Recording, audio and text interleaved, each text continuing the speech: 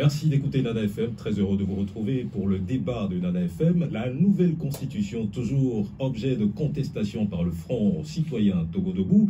Cette organisation de la société civile reste vent debout contre le basculement du Togo dans un régime parlementaire. Comment appréhender ces craintes vis-à-vis de la nouvelle loi fondamentale? Nous en saurons un peu plus avec le professeur David Dosset, porte-parole du Front citoyen Togo Debout. Vous aussi, aimable auditeur qui nous recevez, vous pourrez participer aux échanges avec nous à partir de la demi-heure en composant le 91 09 71 71 ou le 96 61 58 58. Georgette Clouchet est à la mise en onde. Je suis Émile Sanvi. Bienvenue à tous dans le débat de Nana FM.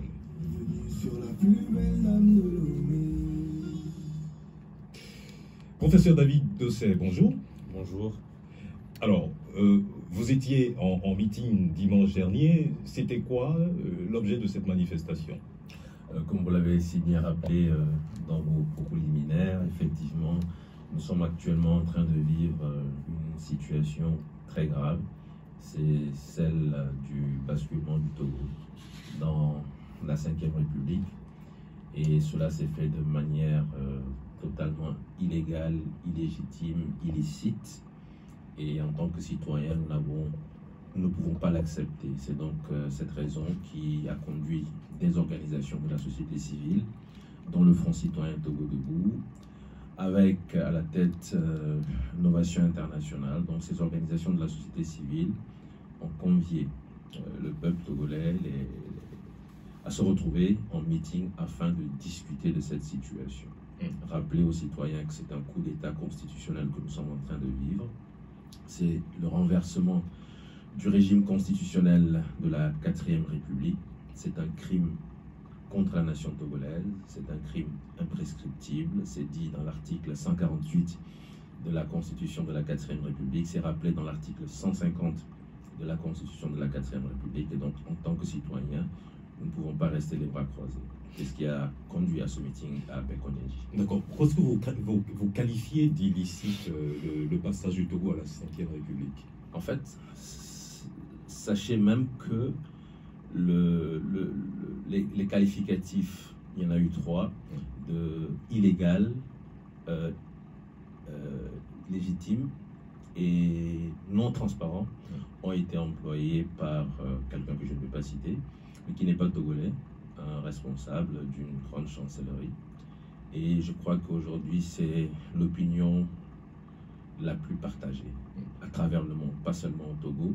C'est-à-dire que ce qui a été fait suivant des procédures inqualifiables, en foulant aux pieds des dispositions constitutionnelles, et seul quelqu'un qui se refuse à l'admettre peut penser que c'est quelque chose qui a été fait suivant les règles de l'art. Je veux dire par là que même ceux qui vont sur les antennes, qui donnent le sentiment aujourd'hui de défendre cette nouvelle constitution, savent très bien que c'est une fraude à la constitution. Et si tout à l'heure j'en ai l'occasion, je pourrais même vous lire des extraits d'articles que certains éminents professeurs qui sont aujourd'hui de grands défenseurs de cette nouvelle constitution ont écrit, avant bien sûr d'être aux affaires, quand ils étaient encore du côté de la vérité.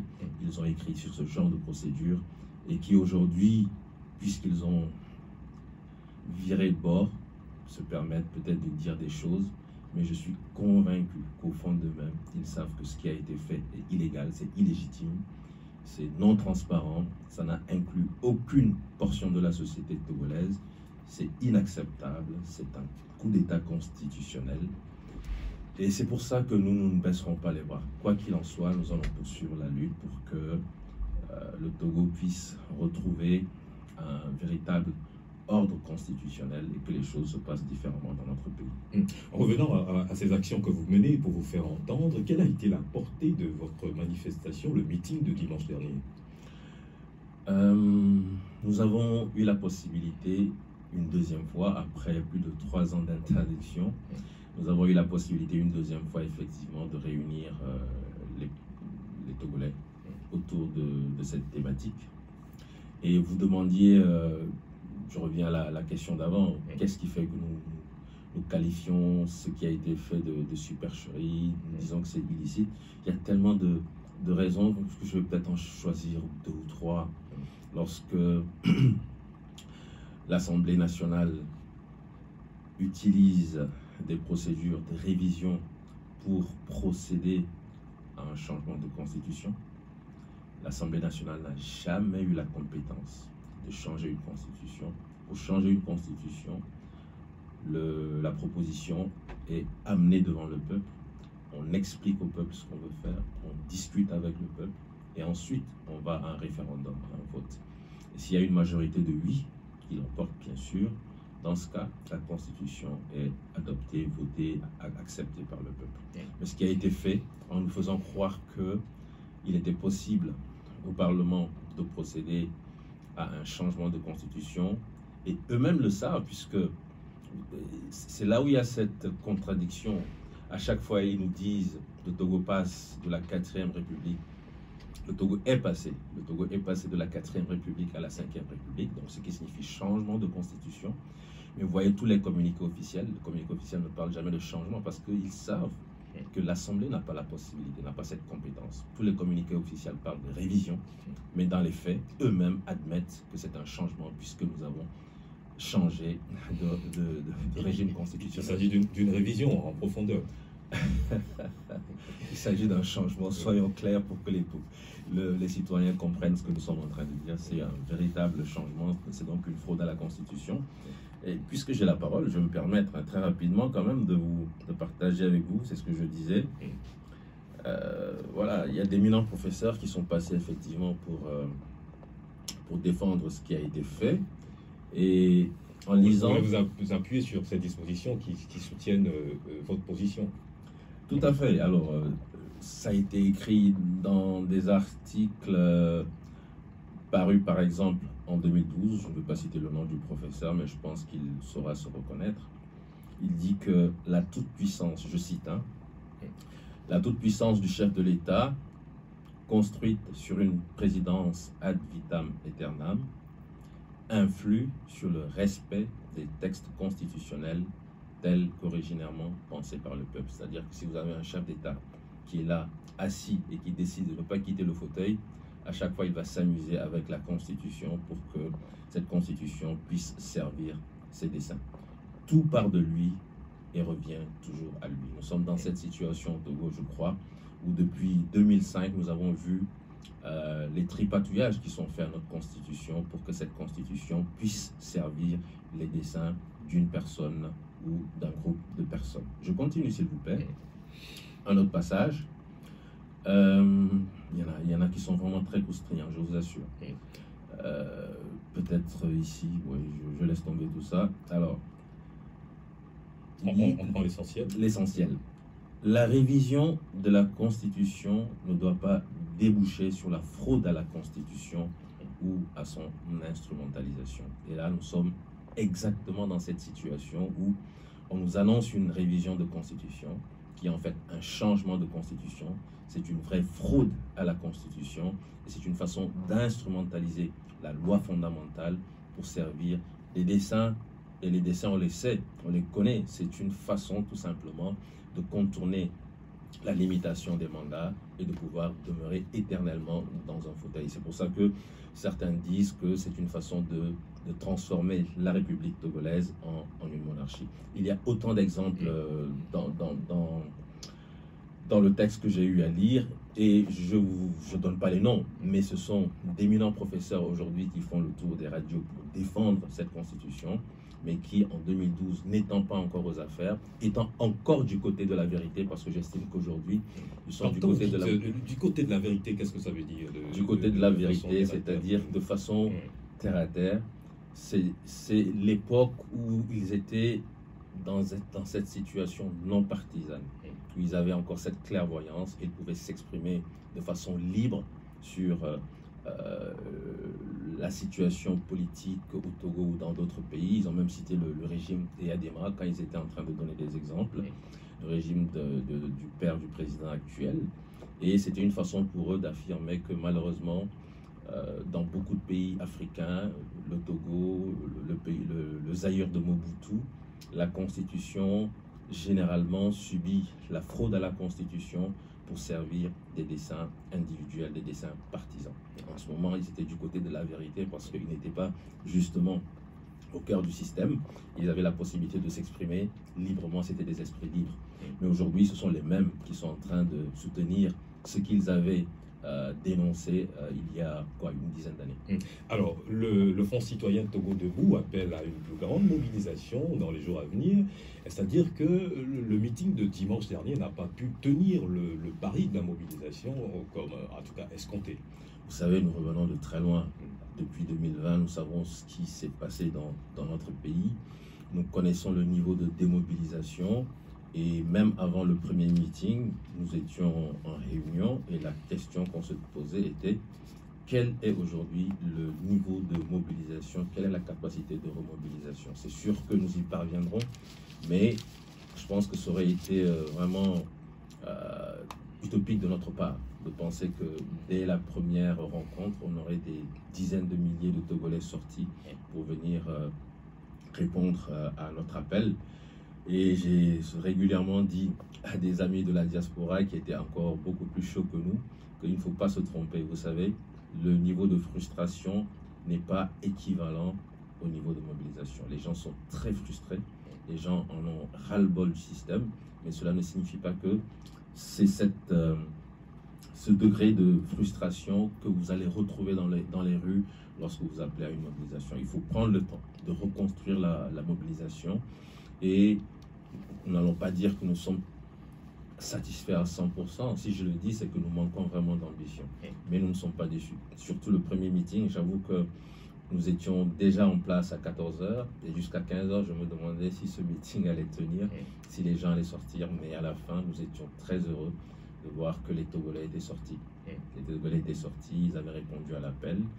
Dimanche dernier, nous pensons qu'il y a eu encore plus de monde et donc il faut poursuivre sur la lancée. J'ai rencontré un homme politique qui est d'un certain âge aujourd'hui, qui fut ministre, qui m'a dit, même s'il n'y a que 10 personnes qui viennent, ne te décourage pas, il faut y aller. Il faut savoir que tôt ou tard, ils finiront par sortir parce que les gens ont vraiment ras-le-bol. Les Togolais sont dans une situation de découragement, ils ont été broyés, brisés, et il faut leur laisser le temps de se reconstruire. Ils continuent inlassablement, ils finiront par sortir.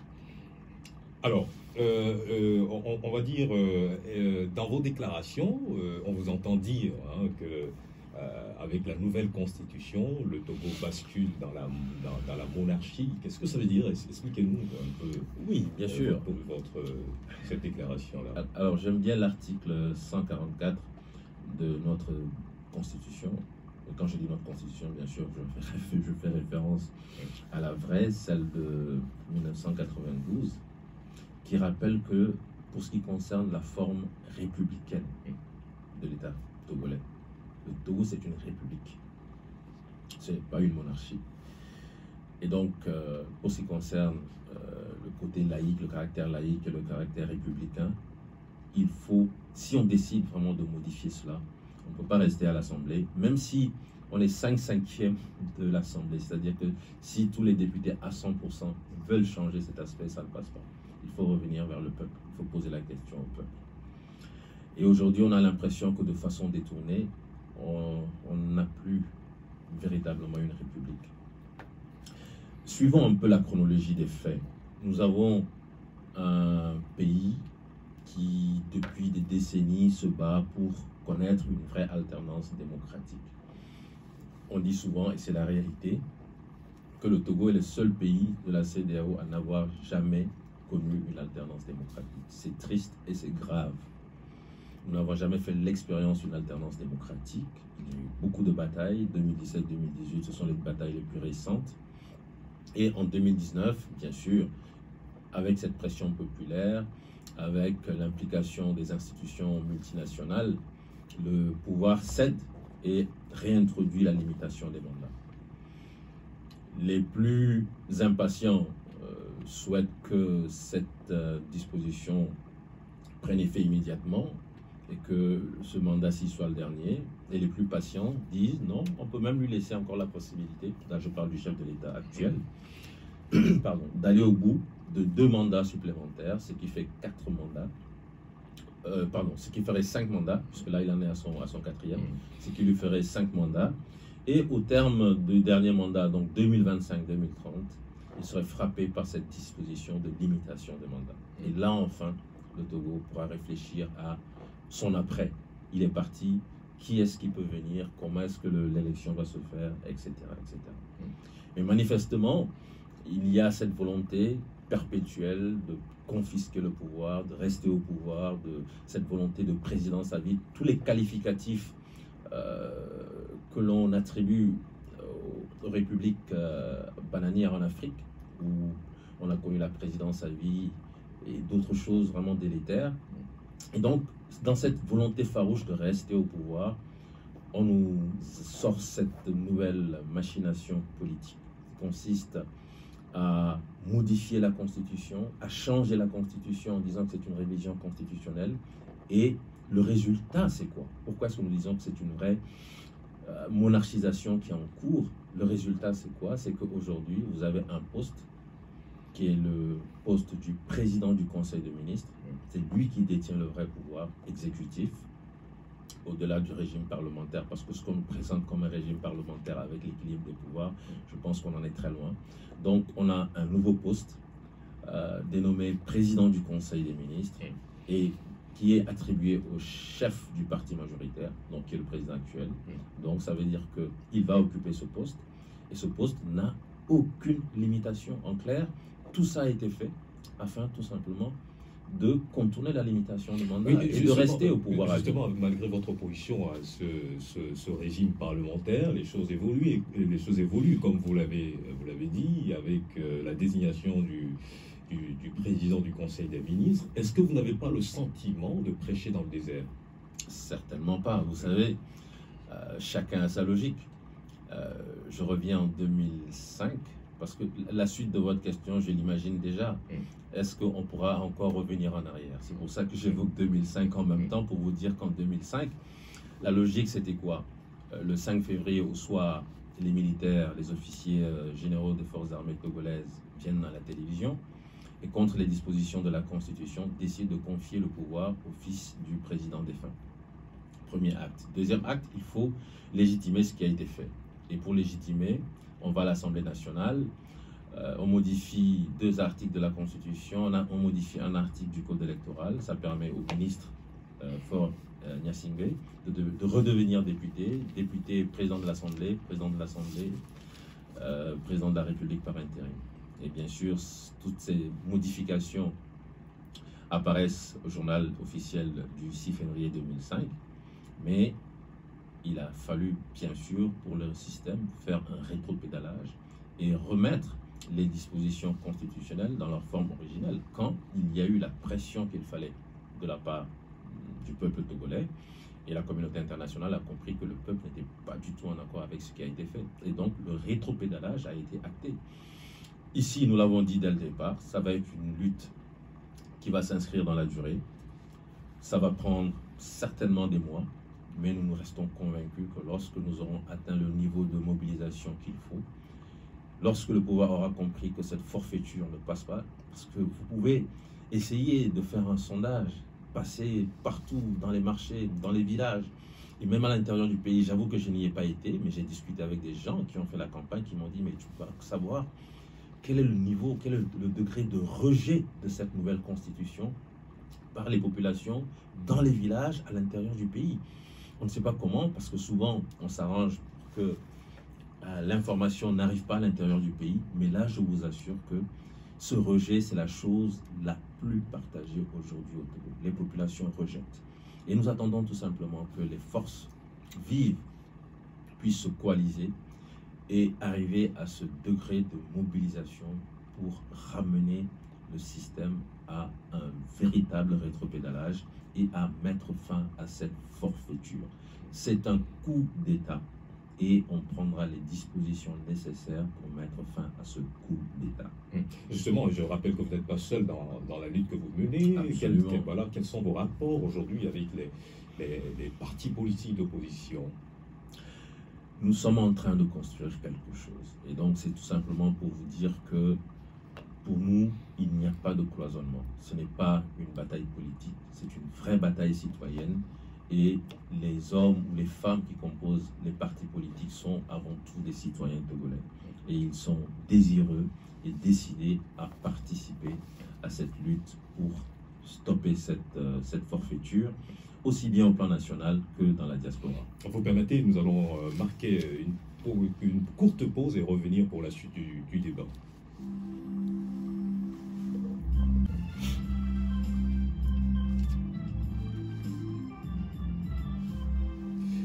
Si vous nous rejoignez à l'instant, nous parlons des craintes du Front citoyen Togo debout vis-à-vis de la nouvelle constitution qui bascule le Togo dans un régime parlementaire. Et en tout cas, pour vous qui voulez intervenir en tout cas à ce sujet, c'est l'heure. Composez le 91 09 71 71 ou le 96 58 58 pour nous joindre et participer au débat. Nous avons un premier en ligne, Nana FM, bonjour. Bonjour. C'est monsieur Basile. Monsieur Basile. Basile. Oui. Basile, bienvenue dans le débat de Nana FM. Ah, c'était monsieur Sandy, c'est ça? Oui, Émile. Moi, c'est Émile. Non, mais c'est pas, j'ai dit monsieur. Si c'est Émile que j'allais appeler, j'allais dire c'est Émile. Oui, allez-y. Je salue très respectueusement, très respecté encore, pour me permettre la répétition au professeur Dédé. Bonjour. Oui, oui. Moi, je vous respecte beaucoup. Ce que vous faites là, il n'est pas donné à tout le monde de le faire. Vous avez vu vos collègues professeurs, comment ils se sont basculés. Quand ils viennent chaque fois, nous nous retenons beaucoup avant de les suivre jusqu'à la fin de leur intervention. Ce n'est pas aussi facile, mais on se retient et puis on les supporte comme ça. Voilà. Moi, je vais seulement de leur demander dans quel endroit de notre P92 là, les députés peuvent se lever, changer notre constitution. Parce qu'il y a beaucoup que je dois parler de même. Quand je dis beaucoup, c'est que vous pouvez être embrouillé et vous me les demandez. Pas plus tard que la fois passée le dimanche, il y a un qui est venu encore sur la même radio pour nous torturer encore les esprits. Il faut les demander, c'est où c'est écrit là-bas dans ce catégorie que les députés peuvent se réunir et changer la constitution. C'est tout, c'est tout. Moi, je ne veux pas aller loin, merci. Merci, Basile, de nous avoir appelé. Nous avons le prochain qui se signale. Nana FM, bonjour. Oui, bonjour. C'est monsieur Oui, c'est Pélé. Pélé, voilà. Pélé, bienvenue dans le débat. Monsieur Pélé, comment allez-vous? Oui. Je vous salue.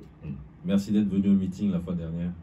Merci beaucoup pour le courage, la détermination. Et je pense qu'on n'a pas besoin cette fois-ci de grand nombre. Parce que les Togolais ont tout fait, ont tout essayé. On n'a plus besoin de grand nombre. Ce nombre-là suffit largement pour couler ce régime. Mais ce que je voudrais dire est très simple. Je pense que cette fois-ci, le moment est venu. Si vous voyez le régime FPP qui a quitté de 50 sièges à 62 sièges, de 62 sièges à 77, de 77 à 108.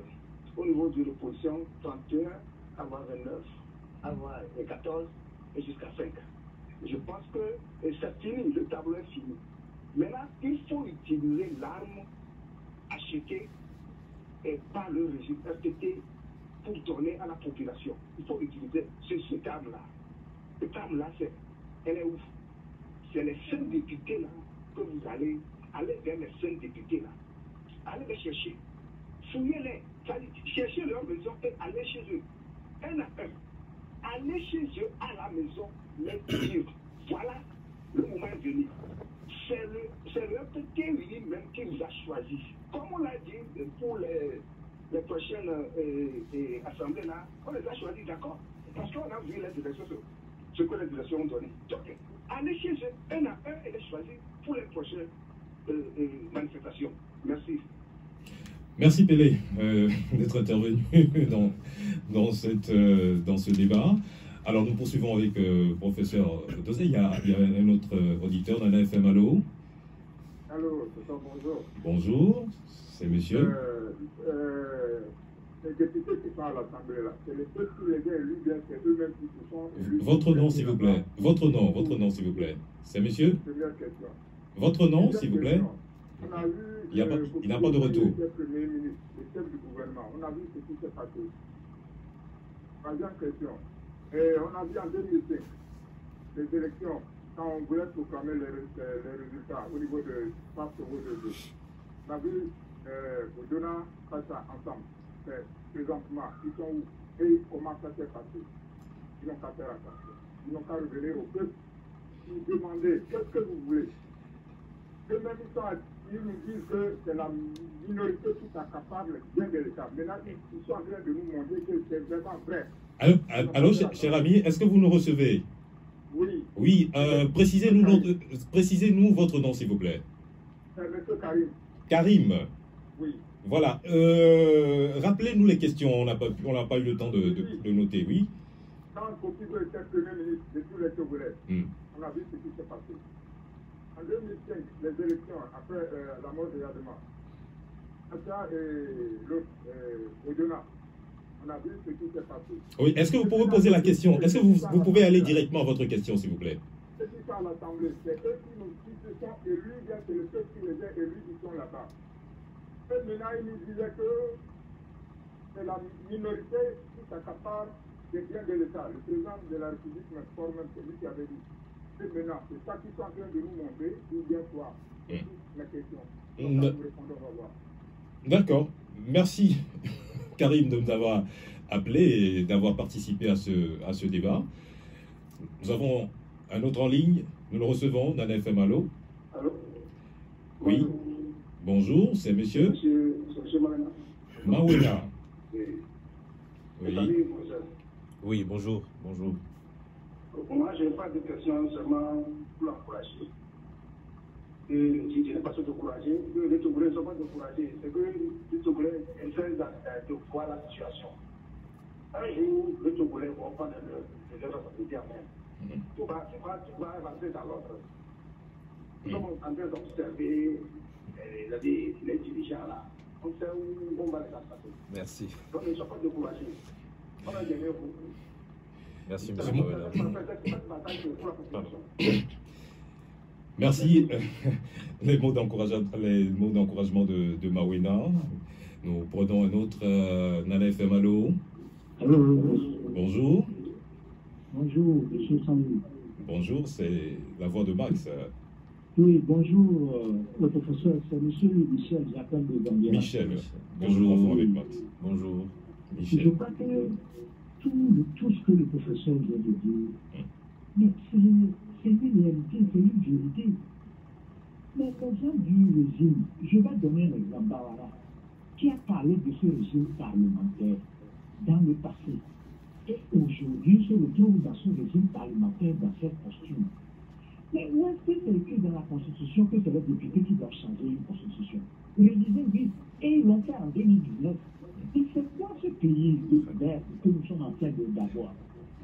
Monsieur le professeur, vous voyez, ça veut dire que quand les gens se comportent comme ça à un moment donné, ils verront que c'est eux-mêmes qui vont se faire écraser. Parce que tant qu'ils sont en train d'écraser les gens, les gens ont perdu la raison. Sinon, comment comprendre? Sinon, comment comprendre que vous avez changé la Constitution, ça n'a pas fait 2 mois ou 1 an, et vous voulez encore rechanger, aller vers une autre nouvelle Constitution. Maintenant, je voudrais finir par ceci. Est-ce que les hommes qui ont annulé les constitutions précédentes dans ce régime en question-là, ces hommes-là seront, il y aura de nouveaux hommes pour annuler cette nouvelle constitution, et on nous vante tellement, et les professeurs d'université, soi-disant intellectuels, nous vantent tellement les mérites de cette constitution. Ce ne sont pas les mêmes personnes qui vont annuler cette constitution, alors que nous avons un problème de moralité dans ce pays. Mais c'est quoi cette histoire? Ils n'ont qu'à avoir un peu honte, parce que vraiment, ça dit, Les faits sont tellement têtus et criards. D'accord, merci Michel, on vous a compris pour l'essentiel. Merci, nous allons permettre à d'autres également d'entrer en ligne et d'intervenir dans ce débat. Nous avons un autre en ligne, la FM, allô? Alors, nous allons... allô? Est-ce qu'il est là? Oui, bonjour. Bonjour. Ah, ça c'est Papa Sibisti. Le digne professeur. Bonjour papa, bonjour. Bonjour, monsieur Kadi, c'est Kadi, non? Sans vie, c'est sans vie. Bon, professeur, Kadi, votre courage. Est-ce que je compare cette situation à la situation de ce président? C'est la courage. L'autre bord est comment faire tout ce que nous faisons là, malgré tout.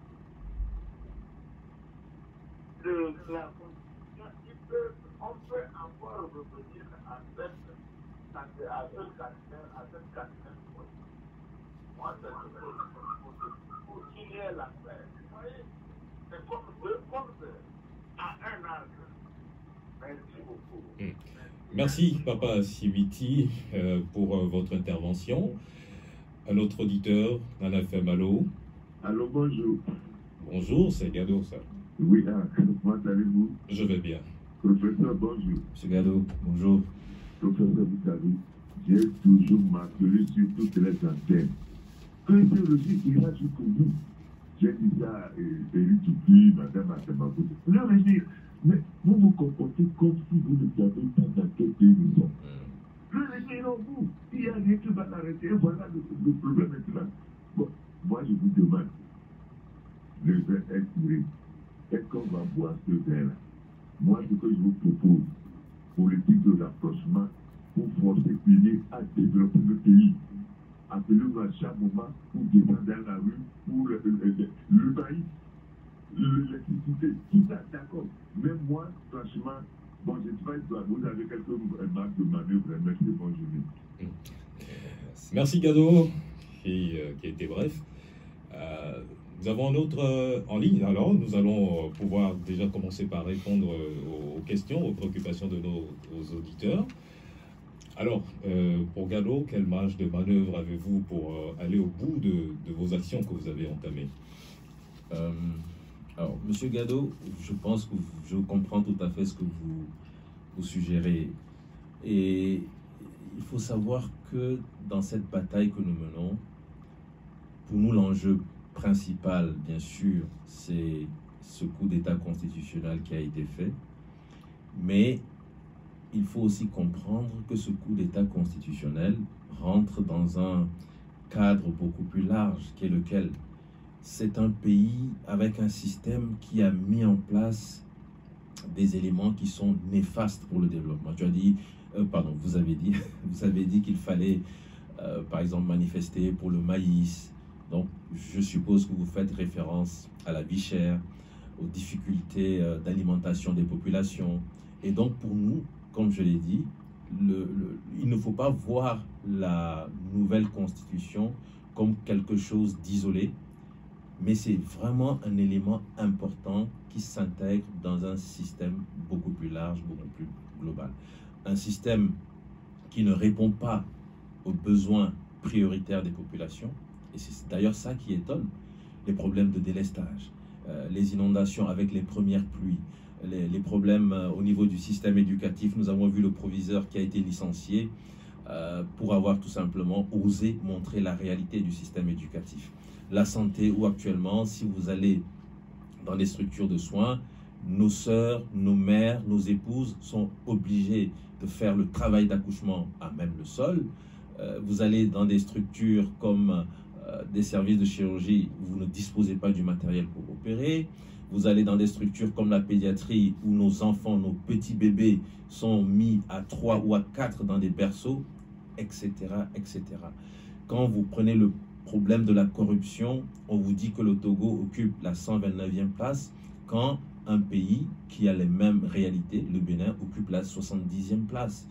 Les perspectives économiques placent le Togo à la 12e place sur 14 pays de la zone franc, alors qu'il y a des pays qui sont quand même en difficulté, comme le Mali, le Niger, le Burkina, où il y a le terrorisme, il y a eu des sanctions, et ces pays sont largement en avant par rapport au Togo. Nous n'avons pas connu de guerre, nous n'avons pas connu de guerre civile. Comment expliquer le fait que nous n'ayons pas de performance économique? Et il faut comprendre que c'est un ensemble. Donc, quand nous disons il faut lutter contre le coup d'État constitutionnel, il faut mettre fin à ce système qui tend à vouloir se perpétuer, c'est une façon tout simplement de dire qu'il faut faire les choses autrement dans notre pays désormais. Il faut mettre fin à la corruption. Il faut faire en sorte que les ressources du pays n'aillent pas dans les poches de certains, mais que ces ressources servent à développer le pays, à nourrir les populations, à mettre en place un bon système éducatif avec des infrastructures, à mettre en place des infrastructures pour la santé, etc., etc. Donc, les deux ne sont pas dissociables. Alors, vous avez reçu beaucoup de mots d'encouragement de la part des auditeurs. Papa Sibiti souhaiterait qu'on revienne à la 4e République, absolument. Michel, sa question rejoint un peu celle de Basile, qui voudrait savoir quelle disposition de la Constitution, quelle disposition permet en tout cas aux députés de changer de Constitution. Tout à fait, Monsieur Basile, je pense que j'ai pris le même exemple lorsqu'il s'est agi d'expliquer pourquoi est-ce que nous pensons qu'il faut lutter contre cette supercherie politique. Pour moi, c'est l'exemple le plus flagrant. Le Parlement n'a pas les compétences. Pendant son mandat normal, ou déjà, en plus, je veux dire, lorsqu'on prolonge son mandat, le Parlement n'a jamais eu la compétence de procéder à un changement de constitution. C'est une fraude à la Constitution. Cela a été rappelé par un des professeurs qui actuellement cherche, vaille que vaille, à défendre cette nouvelle constitution. Et pour renchérir par rapport à ce que Papa Sibiti a dit, je me permets encore de lire. Hein, vraiment, quand on dit que ce sont d'éminents professeurs de droit, je pense que c'est vrai, puisque quand ils avaient encore cette liberté de penser, ils ont écrit des choses vraiment phénoménales. Je lis encore un passage, si vous le permettez. Allez-y. Alors, il dit, cependant, en œuvrant ainsi, c'est-à-dire en faisant ce genre de tripatouillage, en œuvrant ainsi, les textes perdent de leur superbe aux yeux des acteurs et deviennent le cadre de pouvoir et d'oppression pour ceux au cœur du système politique. Une telle configuration offre un terreau éminemment fertile à des crises politiques préjudiciables à leur majesté. Effectivement, et c'est là où je rejoins Papa Sibiti, dans un esprit d'apaisement, dans un esprit de paix, pour le vivre ensemble, il faut que ceux qui se sont mis dans cette logique de renverser le régime constitutionnel de la 4e République, pour tout simplement mettre en place ce stratagème politico-juridique pour conserver le pouvoir, parce que c'est ça le seul objectif. Comment je fais pour ne pas quitter le pouvoir? Et donc je procède à cette modification, à ce changement de constitution. Ils sont en train de mettre en place vraiment un terreau fertile à une vraie crise politique. On n'en a pas besoin. Et Papa Sibiti rappelle que dans un esprit d'apaisement, il faut voir comment est-ce qu'on peut revenir à la constitution de 92. Alors, on en vient à la question de Karim, qui, en tout cas, le chef de l'État, selon lui, le chef de l'État, tout le monde le sait, a reconnu qu'une minorité s'accapare les richesses du pays. Et il faudrait savoir si c'est la démonstration que fait UNI et que UNIR est en train de faire en ce moment. Et c'est ce que nous disons. Il y a un lien entre tous ces éléments. Entre la reconnaissance par le chef de l'État en 2012 de cette situation inqualifiable. Donc c'est une façon tout simplement de reconnaître qu'au Togo, il y a un système de corruption qui est systémique. C'est également une façon de reconnaître que le système tel qu'il est conçu, le système de gouvernance, je veux dire, tel qu'il est conçu, tel qu'il est mis en œuvre, ne peut pas répondre aux aspirations des gens, des populations, du peuple togolais. Il faut que les choses se fassent autrement. Et donc, lorsque Karim dit que c'est une façon tout simplement d'illustrer les propos du chef de l'État. Je suis totalement d'accord avec lui. Et là où le bas blesse davantage, c'est que le chef de l'État a fait cette dénonciation en 2012. Et quand vous voyez les données mondiales sur la corruption concernant le Togo, en 2012, le Togo avait à l'époque, j'ai vérifié récemment, un score de 70 sur 100. Alors, dans ce classement, plus vous êtes proche de 100, moins vous êtes bien placé. C'est-à-dire qu'en étant à 70 sur 100, on était vraiment dans la zone rouge en termes d'indice de corruption. Et en 2023, donc 11 années après, on aurait pu penser que le Togo serait peut-être autour de 60 ou de 50. Le Togo est passé de 70 en 2012 à 69 en 2023. Un seul point en termes de progrès. C'est inadmissible, c'est inqualifiable. Ça démontre encore une fois que depuis 2012, rien n'a été fait et que c'est toujours cette petite minorité qui accapare les ressources de la grande majorité. Et c'est ce qui explique que les ressources qui devaient servir à la santé, au panier de la ménagère, à l'éducation, aux routes, aux caniveaux pour qu'il n'y ait pas plus d'inondations, etc., etc. Ces ressources sont détournées et c'est ce qui explique cette situation que nous vivons avec des populations qui sont vraiment dans la désolation.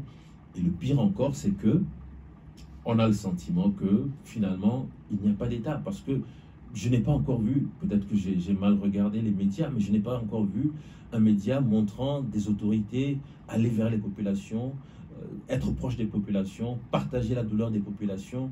Mais il y a des gens qui n'arrivent plus à ouvrir leur boutique. Mais c'est avec ça que les gens nourrissent leur famille. Mais à cause des inondations, les boutiques ne sont plus praticables, on ne peut plus y aller, les clients ne viennent pas. Mais on se demande, mais comment est-ce que ces gens font pour vivre? Les gens qui vivent dans leur maison avec de l'eau jusqu'à la poitrine, mais comment est-ce que ces gens font pour vivre? Mais que fait l'État? Que dit l'État? Personnellement, je n'ai rien entendu. Et en dépit de ça, on a le sentiment qu'on ne doit même pas s'exprimer. Il faut se taire et l'accepter. Et là, je fais allusion à ces deux jeunes qui vont passer aujourd'hui en jugement cet après-midi pour avoir osé dire tout haut ce que tout le monde pense, peut-être pas tout bas, mais ce que tout le monde pense. Et quand moi j'ai lu un peu je sais pas comment on l'appelle, c'est en termes juridiques, moi je sais pas comment on l'appelle, mais en tout cas le document qui a été élaboré par le service central de renseignement d'investigation sur la situation de ces jeunes, je tombais des nues. Donc un officier judiciaire qui lui s'assied tous les jours, qui regarde sur le web pour voir s'il y a des choses. De mon point de vue, il est payé par l'argent du contribuable, c'est peut-être pour dénicher des actes potentiels de terrorisme. Mais lui, il est assis, c'est pour voir sur TikTok ce que les jeunes disent, et il voit des jeunes qui parlent de la nouvelle constitution, et à partir de là, il mène une enquête, il va choper les gamins, il va vers le procureur, il élabore toute une stratégie pour envoyer deux jeunes adolescents qui pourraient être ses enfants en prison pour ça. Mais on a tué des enfants à Tokblekopé depuis 2018. Leurs corps sont à la morgue. Ils sont incapables de mener une enquête judiciaire jusqu'au bout, d'identifier les coupables. C'est pour ça qu'ils sont payés. Et ils viennent nous dire gaillardement, dans un document avec son nom à l'appui, que lui s'est assis, qu'il a regardé sur le web, il a déniché ce truc sur TikTok, cette vidéo sur TikTok. Il se permet même de retranscrire les propos. Je suis... Malheureusement, c'est une indignation. C'est une indignation rattrapée par le temps. On va donc mettre un terme à ce débat. En 30 secondes, des actions à mener dans les jours à venir. Soyez certains que nous allons continuer la sensibilisation. Quelqu'un l'a dit, même à 10, même à 20, nous allons y parvenir. Nous allons poursuivre la sensibilisation et bientôt, nous allons être en mesure de lancer les grandes mobilisations pour le retour, en tout cas, à un véritable ordre constitutionnel dans notre pays. Merci. Merci, professeur David Dosset, d'être venu échanger avec nous à propos de vos craintes au sujet de la nouvelle constitution. Merci aussi à vous tous qui nous avez suivis. Georgette Cousset était à la mise en onde. Je suis Émile Sanvi. Très bonne suite des programmes de votre radio.